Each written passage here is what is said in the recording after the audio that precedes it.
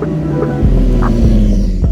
behind me, we've got my 2014 Bmw S1000Rr. I've had it for a year now and I absolutely love it. But here's 5 things I hate about it.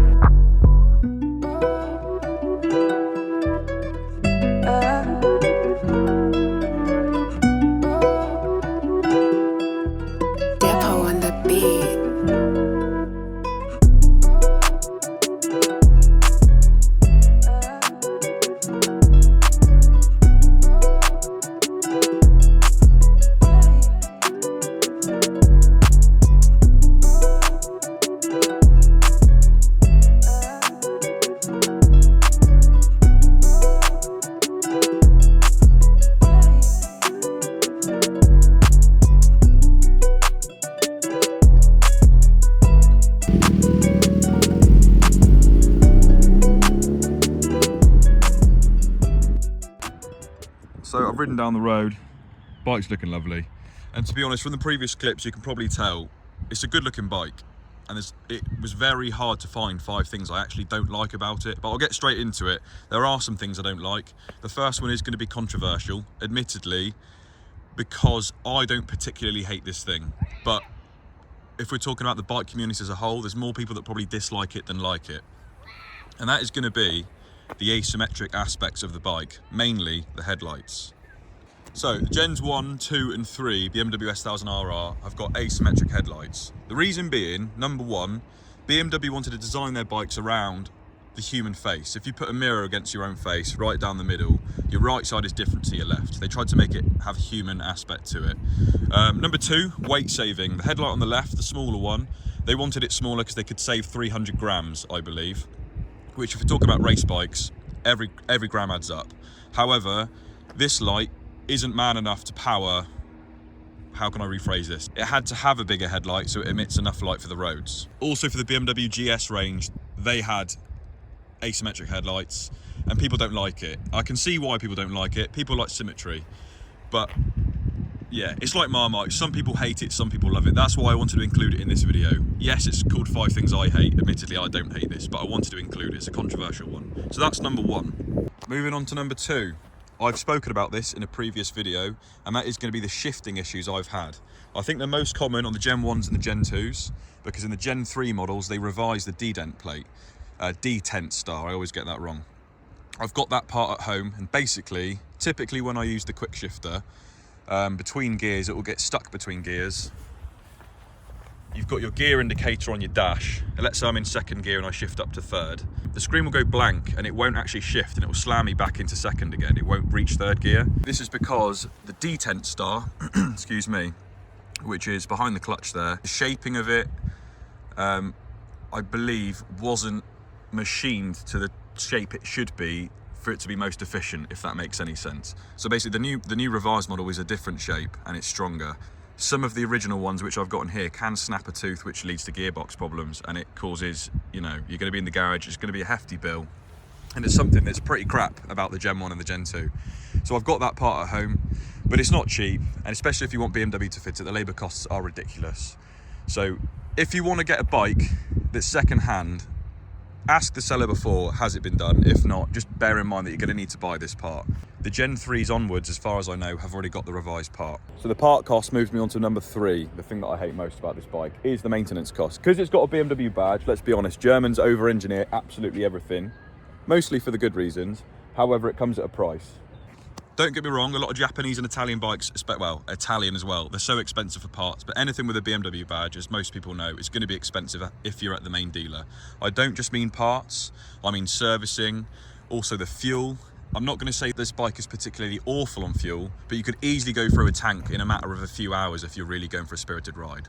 Just bear in mind there might be a point where you do have to put your hands in your pockets for a hefty bill if something does go wrong. Still on the third topic of costs, insurance on a bike like this, especially if you're my age. I bought this bike when I was 24 years old, and it is so expensive to insure. Like, we're in the thousands, which is a joke. As a comparison, I had a Audi RS3 when I was 22, which had a shitload of modifications on it, all declared. That was 450 horsepower. That only cost me £450 a year to insure. Whereas this, you're talking 4 times over, if not a bit more, which is stupid. I actually got messed around with my insurance, but that's a whole different story altogether. But yeah, it is crazy. It's so much money to insure. Tax-wise, they're all cheap, let's be honest. But if you're young and you want to insure yourself on something like this, it's not going to be cheap at all.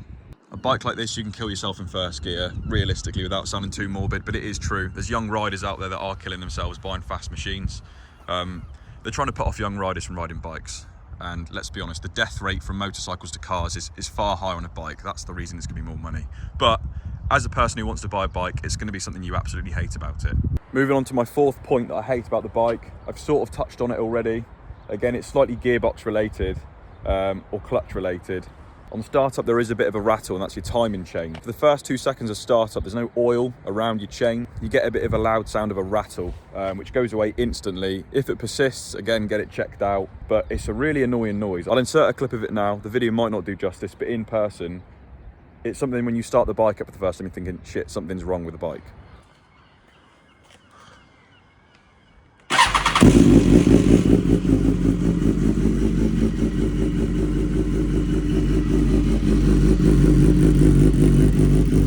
So I don't know how clear it was in the video, but for the first 1 to 2 seconds, you can hear a little bit of a rattle, which is your cam timing chain.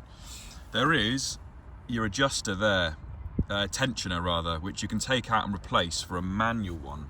I'm not sure if that's original or not.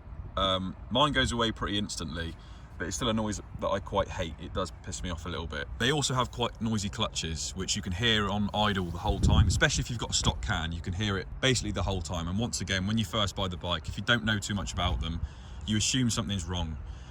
They can be wrong if it's making a lot of excessive noise. Typically you want to get it looked at. Once again, it's expensive, but it's just one of those quirks of the BMW S1000Rr you've got to expect. They have little noises that are normal, which can be bad if you don't get them looked at. So make sure you do.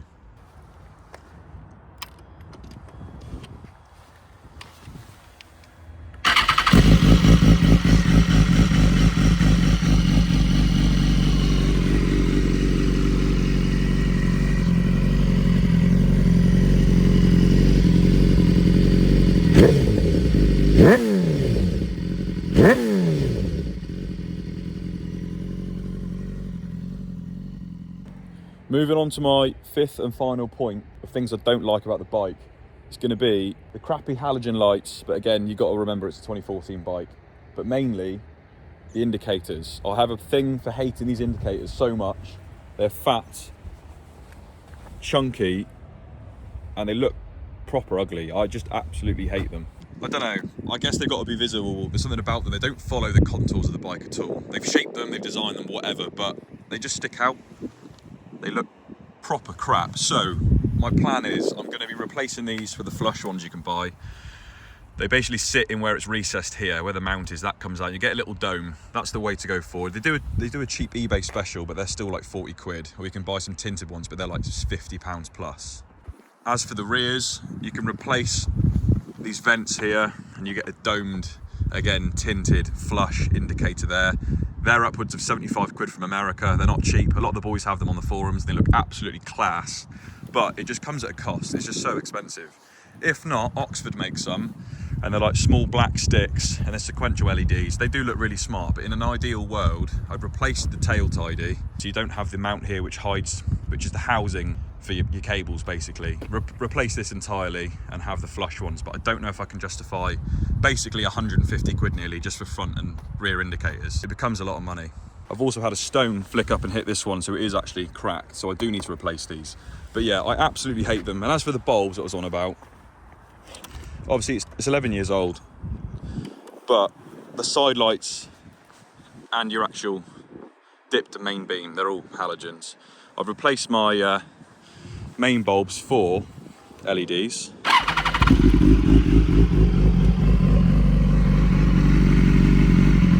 And they look much, much cleaner.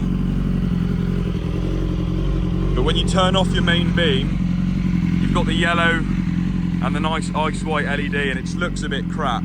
A lot of people use the, well, they replaced the entire unit because they've got the LED, essentially, what's the word? Angel eyes, if you want to talk in BMW terms. So you've got the LED strips that come around the outside of the lens itself, and then you've got the LEDs in the middle. And I think this side has got 3 lines as your main riding light. I think, and they look class, but again, they're like 450 quid for a Chinese version. We could go to Matt Gecko, who does the genuines from America, but they're again a lot more money. Like I've already said, it's 11 years old. It's going to have halogen bulbs, but if you want to modernise your older looking bike, definitely go for some LEDs. Thanks to Louis, he's given me some 501 Sidelights LEDs, which I need to replace. Hopefully it doesn't come up with a CAN bus error, which would be a pain in the ass. So providing they got the right resistor, it will look clean. But yeah, I hate the bloody indicators on these. Don't know, especially from the back, it just doesn't look tidy at all. So I will replace them. Again, it's just going to come at a cost. So I'm going to wrap up the video there. That is 5 things I hate about my 2014 Bmw S1000Rr.